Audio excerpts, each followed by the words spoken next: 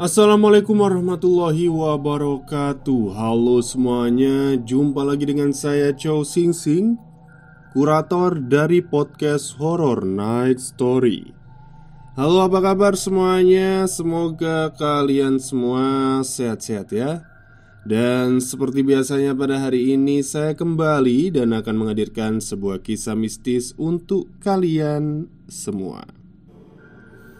Jadi mohon maaf sebelumnya karena kemarin udah 5 hari ya saya tidak upload di YouTube ataupun platform lainnya karena memang eh,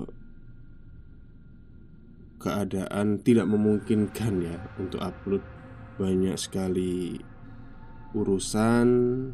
Tapi alhamdulillah sekarang udah lega lah ya, udah selesai semua dan sekarang saya kembali mengudara.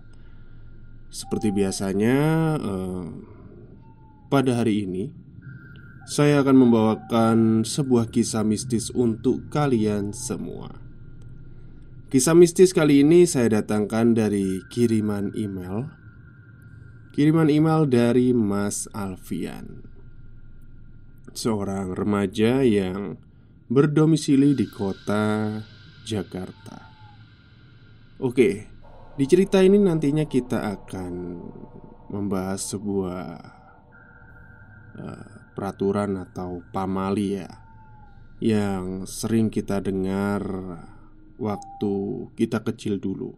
Ataupun mungkin ya kita udah gede kayak gini, masih sering mendengar hal itu.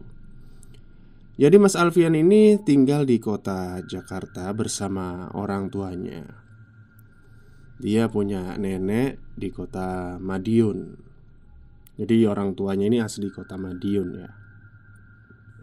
Nah, waktu itu tahun sekitar 2019 yang lalu, waktu libur kuliah, Mas Alfian ini diutuslah oleh ayahnya untuk pergi ke rumah neneknya ini. Karena neneknya ini udah sendirian ya, nggak ada siapa-siapa di sana. Keluarga juga jauh-jauh gitu kan. Apalagi beliau ini sering sakit-sakitan. Takutnya kena kenapa-kenapa gitu kan.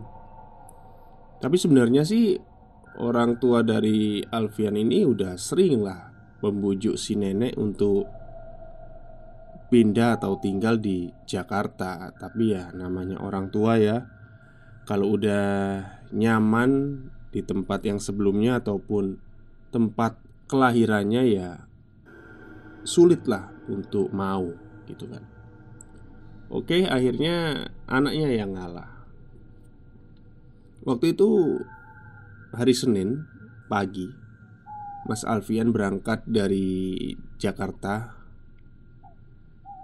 naik kereta api sampai di Madiun sekitar pukul 11-an. Kalau nggak jam 12 ya mungkin. Sampai di sana ya udah, masuklah ke desanya itu tadi. Masuk ke desa neneknya ini. Ya agak-agak nyasar ya, karena memang udah sekitar 2 tahunan Mas Alfian ini kalau hari raya nggak pernah ikut ke Madiun. Jadi agak-agak nyasar gimana gitu.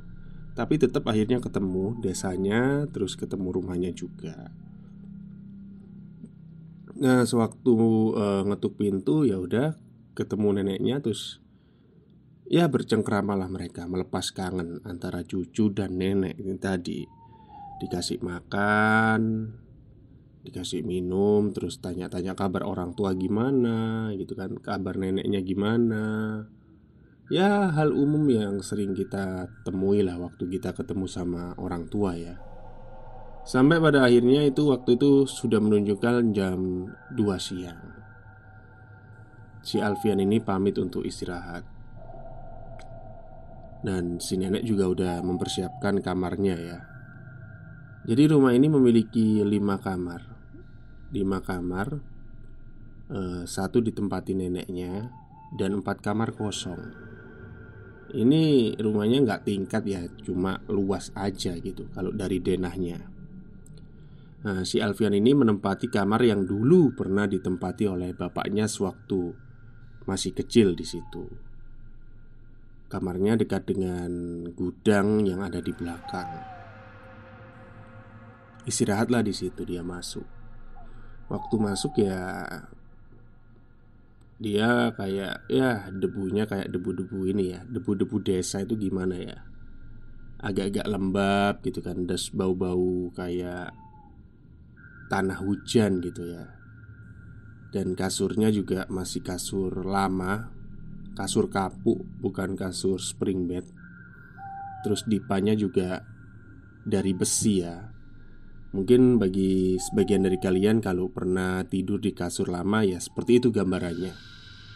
Oke, tidurlah Mas Alfian, istirahat. Niatnya sih cuma sebentar ya. Akhirnya kebablasan. Sampai pada akhirnya dia mendengar suara adzan. Dipikir masih adzan asar ya. Ternyata waktu dilihat jendela kok udah gelap. Ya ini berarti antara maghrib atau isya nih. Bangunlah dia. Tapi anehnya waktu dia bangun, ini badannya berat banget. Padahal udah melek ini. Kok kayaknya berat banget gitu. Ya udahlah, dia paksa untuk bangun, mungkin karena kecapean aja gitu ya. Sampai akhirnya dia keluar kamar. Terus ada juga si nenek yang udah di meja makan gitu ya, kayak nyiapin makanan. Loh, tak pikir kamu dari tadi udah bangun, kok baru bangun? Kata si neneknya tadi. Enggak nek, aku nggak tahu kok, kayaknya ketiduran gitu kan ya. Sampai kebablasan gitu intinya. Ya udah wes, ambil air wudhu dulu sana, terus sholat. Ini udah mau isya loh. Ternyata dia habis wudhu, itu badannya tiba-tiba enteng. Pokoknya enteng lah. Terus sembahyang itu tadi, sembahyang maghrib ya. Oke, itu hari pertama di rumah neneknya. Dan ya keanehannya cuma itu aja. Di hari kedua, terulang kembali. Karena pada dasarnya Alfian ini memang punya kebiasaan buruk ya. Waktu di Jakarta, dia itu sering banget habis sholat asar tidur gitu kan. Pokoknya mepet-mepet maghrib itu baru bangun, surup lah. Padahal kan yang kita tahu memang jam-jam segitu kan kita nggak boleh ya tidur. Di Islam pun juga mengajarkan seperti itu. Karena menurut orang Jawa itu kan, itu jam-jam segitu itu udah perpindahan alam atau kayak ya dimensinya kayak kecampur gitu mungkin. Tabir antara mereka yang tak kasat mata sama kita itu menipis. Intinya kayak gitulah. Karena memang kebiasaan buruknya itu ya di Jakarta sih aman-aman aja ya. Mungkin setannya udah pergi semua. Tapi kan ini masih desa ya, apalagi Madiun kan ya. Dan masih kental dengan hal-hal seperti ini.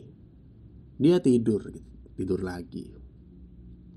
Sampai pada akhirnya di tengah-tengah tidurnya, antara sadar atau tidak gitu kan, tiba-tiba dari belakang dia dipeluk sama seseorang. Ini waktu tidur. Nah, si Alfian ini kayak mikir, ini siapa sih yang meluk ini? Masa neneknya? Dilihat nih tangannya, dipegang, kok halus gitu kan. Terus baunya itu wangi-wangi melati gitu, enak gitu. Wah ini sih bukan nenek nih, masa tangannya halus kayak gini. Setelah itu dia mendengar suara senandung tembang Jawa. Tapi nggak tahu ini artinya apa. Tapi memang dia mengatakan, si Alfian ini mengatakan suaranya itu pas banget, kayak pas di telinganya gitu, senandung Jawanya itu. Ya gimana nggak pas ya, wong memang dipeluk gitu kan. Dan ya Alfian di situ mulai kayak ketakutan ya. Ini siapa sih? mau lepas gak bisa gitu. Kayak cengkraman pelukan dari seseorang ini kayak erat banget gitu kan. Padahal kalau dilihat-lihat ya tangannya tangan perempuan gitu kan. Sampai pada akhirnya dia berdoa lah buat minta pertolongan sama yang di atas.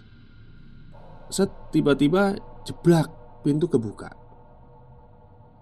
Neneknya masuk. "Kamu ini udah jam segini kok masih tidur gitu kan? Ini pasti kebiasaan nih di Jakarta kayak gini gitu kan." Dia bangun langsung, bisa bangun langsung gelagapan, langsung lihat sekitar gitu kan, nggak ada orang. "Nek," gitu kan, "kayaknya ada setan, Nek," ya. Dia namanya ketakutan ya. "Setan, setan, setan opo toh? Wes, wes, wes, mandi dulu, terus sholat maghrib." Ya udahlah, nurut aja sama neneknya. Sampai akhirnya dia setelah sholat maghrib, dia duduk-duduk di ruang tamu sambil nyalain rokoknya, mikir kan, itu tadi beneran apa mimpi sih gitu kan. Tapi ya beneran lah. Dia kayak ngerasa itu nyata banget lah, dipeluk itu tadi sambil dinyanyiin tembang Jawa gitu kan. Wah, ini gak beres nih. Terus akhirnya neneknya ikut nimbrung lah di ruang tamu. "Kamu itu ya Le, jangan tidur waktu habis asar atau surup, itu bahaya. Itu bisa bikin gila loh." "Ah, masa sih, Nek?" "Loh, iya. Karena di jam-jam segitu, di waktu segitu itu pergantian hari. Dan itu kayak, ya udah, dimensi kita itu kayak sama dimensi mereka itu kayak beda tipis gitu ya. Mereka bisa melihat kita juga bisa melihat mereka. Dan kadang-kadang mereka juga usil gitu kan. Jadi kamu itu nggak usah lah, diubahlah kebiasaan seperti itu. Jangan tidur waktu surup, nggak baik. Selain bisa kayak hal mistis kayak gitu, juga bagi kesehatan juga nggak bagus gitu ya. Bisa bikin linglung lah, pikun ya. Itu biasanya mungkin orang-orang yang pikun itu kebanyakan tidur asar ya. Oke lah, diturutin apa kata neneknya itu tadi. Dia akhirnya selama seminggu di situ berusaha untuk tidak tidur surup. Ya meskipun berat ya, karena memulai kebiasaan baik itu memang berat sekali. Apalagi kebiasaan buruknya itu udah tertanam lama sekali ya waktu di Jakarta. Sampai pada akhirnya eh, dia kebablasan lagi. Itu hari ke-6 waktu tinggal di rumah neneknya itu tadi. Cuman ini kejadiannya di ruang tamu. Waktu di ruang tamu itu dia ketiduran. Nah, si nenek ini namanya, kan nggak selalu di rumah ya si nenek. Ada kegiatan di luar. Waktu itu kayaknya kalau nggak salah ada yasinan gitu ya, yasinan desa gitu. Di luar lah si nenek. Akhirnya ditinggal sendirian cucunya ini di rumah. Waktu ketiduran di ruang tamu, posisinya duduk, tiba-tiba ini di depannya, waktu bangun, dia sadar bangun, itu ada seorang wanita, cantik banget, pakai pakaian ala-ala penari Jawa gitu ya. Dan posisinya di depannya pas, alias pangku dia, pangku si Alfian ini tadi. Jadi kayak ya udah tinggal beberapa senti ya wajah mereka sama wajahnya si Alfian ini tadi. Dan disitulah ya, antara sadar gak sadar, si Alfian kayak antara takut tapi kagum gitu kan sama kecantikan si wanita ini tadi. Lambat laun si wanita ini kayak ngegoda gitu ya. Terus dibuka lah bajunya si wanita ini sama dia sendiri ya, si perempuan ini tadi, jadi-jadian ini tadi. Ya mungkin Alfian mikirnya, ini beneran apa mimpi basah nih gitu kan. Terjadilah, ya kalian tahu kan terjadilah apa ya. Terjadilah persetubuhan antara mereka. Cuman si Alfian ini antara sadar nggak sadar, dipikirnya mimpi basah gitu kan. Sampai selesai brek, datanglah neneknya. Itu hampir mendekati Isya lah ya. Cuma neneknya di sini kaget karena melihat Alfian ini udah telanjang bulat ya di ruang tamu. Ya dimarahin sama neneknya. Kamu ini ngapain gitu kan. Bangun-bangun Alfian kaget-kaget gitu kan. Loh, kok nggak pakai baju, nggak pakai celana gitu kan. Ininya gondal-gandul ya. Karena malu ya udah dia lari ke kamar. Terus ceritalah sama si nenek. Kamu itu kok udah dibilangin jangan tidur waktu surup. Ya gini kan jadinya. Sumpah nek, tadi nggak tahu kayak mimpi, antara mimpi atau enggak gitu kan. Tak pikir ya mimpi basah nek kan. Aduh. Ya udahlah wis, pokoknya yang penting kamu jangan ngelakuin hal ini. Maksudnya itu jangan tidur surup lagi. Ya bisa jadi itu kayak mungkin setannya seneng sama kamu kali. Waduh jangan dong nek. Ya nggak tahu wis, pokoknya kamu sekarang mandi dulu sana, terus sholat. Intinya kayak gitu. Setelah itu di hari sekitar hari ke-9 ya. Setelah itu nggak ada kejadian apa-apa lagi. Di hari ke-9 dia mau pulang. Si Alfian ini mau pulang. Pamitan ke si neneknya. Nek besok aku pulang ya. Iya hati-hati. Besok jam berapa? Pagi nek keretanya. Ya udah. Malamnya tidur. Nah malam tidur ini digarap lagi nih sama si setannya ini tadi. Ya si Alfiannya ya mau-mau aja ya, dipikirnya ya antara karena dia si setan ini nggak menampakkan wujud-wujud seremnya gitu kayak manusia asli gitu ya. Wanita yang punel gitu ya, mungkin kayak gitu ya. Makanya si Alfian ini mau. Akhirnya paginya ya dia bangun kaget lagi, telanjang bulat, nggak pakai celana, nggak pakai baju, mandi lagi akhirnya kan. Hal itu terakhir terjadi sampai dia akhirnya pulang ke Jakarta. Dan di Jakarta ini orang tuanya si Alfian, ini kesaksiannya orang tuanya si Alfian ya, ngomong ke Alfian waktu dia sudah sembuh ya. Kamu itu di Jakarta banyak ngelamunnya gitu. Di rumah itu banyak ngelamunnya. Terus sering kayak ngomong, kapan ya aku bisa ke Madiun lagi, ke rumahnya neneknya gitu kan. Ini hal yang aneh gitu. Padahal biasanya ya dia itu kayak si Alfian ini enggan lah, males aja kalau nggak terpaksa ya dia nggak kira ke Madiun gitu kan. Terus akhirnya beberapa hari setelah Alfian balik, si nenek ini nelpon ke bapaknya Alfian gitu kan. Itu kayaknya anakmu dibawa ke orang pinter aja gitu kan. Loh kenapa bu? Ya takutnya ketempelan apa-apa gitu kan. Soalnya nenek sendiri juga, ibu sendiri di sini juga sering ngelihat sesuatu semenjak Alfian balik ke Jakarta. Padahal sebelumnya nggak pernah ada gitu kan. Jadi si nenek ini sering banget kalau waktu menjelang maghrib atau surup itu di kamarnya Alfian.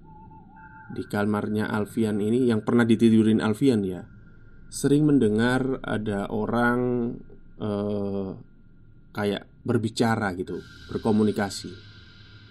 Padahal di dalamnya nggak ada orang di kamar itu tadi. Dan suaranya persis suaranya Alfian. Itu sering terjadi kayak gitu. Padahal sebelumnya nggak ada kayak gitu. Ya intinya akhirnya si Alfian dibawa ke sebuah tabib ya, seorang tabib, dan disembuhkan di sana gitu. Ya kalau kata tabibnya sih, ini jin wanita ini suka sama Alfian kayak gitu. Ya untungnya bisa dipisah lah ya. Ya cerita yang mungkin kalau menurut saya tidak menyeramkan ya. Cuman creepy juga sih kalau kayak gitu. Karena si Alfian ini tidak ditakut-takutin atau tidak diancem ya, malah diberi kenyamanan sama si setannya ini tadi. Tapi saya juga nggak pingin sih. Baik, mungkin itu aja cerita pada hari ini. Kurang lebihnya saya mohon maaf. Dan pesan saya pada kalian, jangan suka tidur waktu surup ya. Itu bahaya banget. Kalau ngalamin kayak Alfian sih ada enaknya ya, tapi kalau ngalamin yang lain kan bahaya. Oke, baik. Wassalamualaikum warahmatullahi wabarakatuh.